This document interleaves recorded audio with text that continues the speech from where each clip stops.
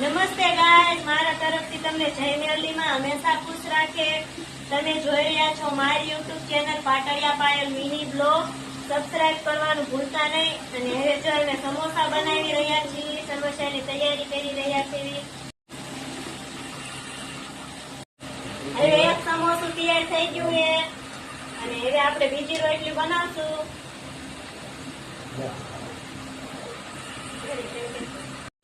હવે હું સમોસા તળવા આવતી રહ્યો. આટલા સમોસા તળાઈ ગયા છે, છેલ્લા 2 સમોસા રહ્યા છે ખાલી તળવાના. તો હવે આપણે એ તેલમાં નાખશું.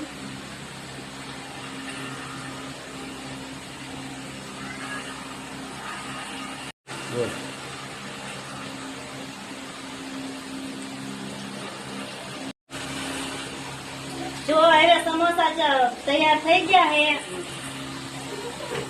લગભગ બધા સમોસા હવે તળાઈ ગયા છે અને ચટણી પણ બની ગઈ છે. અને હવે હું પૂરીઓ તળું. પૂરીઓ તળતા તળતા આપણે સમોસા ટેસ્ટ કરશું કે કેવા બન્યા છે.